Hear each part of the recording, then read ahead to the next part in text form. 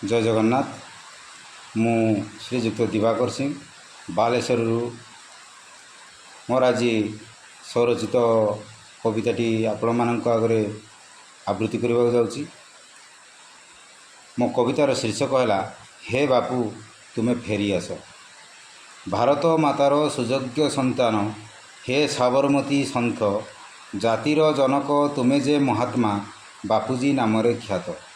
अहिंसा साधक शांतिर सेवक विश्वे तुमे वंदनीय, प्रति भारतीय हृदय कंदरे तुमे चिरस्मरणीय।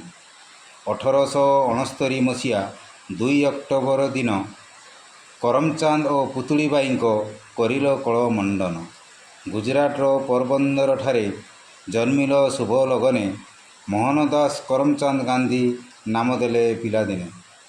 तुलसी दुई पत्रु बासे परी नाम को सार्थक कल, गाँ पाठ सारी विदेश को जाई आईन पाठ पढ़िल। दक्षिण आफ्रिका कला गरा भेदभावर कल विरोध, सत्य अहिंसार पूजारेटिए होई स्वार्थ को करिल त्याग। जन्मभूमि पई आजीवन तुमे संघर्षर नेल व्रत, अहिंसा नीति रे विदेशी तड़िल स्वाधीन हैला भारत। तुमे छाड़ीगल भारतवासी को स्वाधीनता हाथे देई, स्वाधीनता आज गुमुरी कांदुची गणतंत्र नाम नहीं। जो राम राज्य स्वप्न देखी तुमे देश को कल स्वाधीन, स्वार्थे अंध आज देशर जनता हिंसारे काटे जीवन।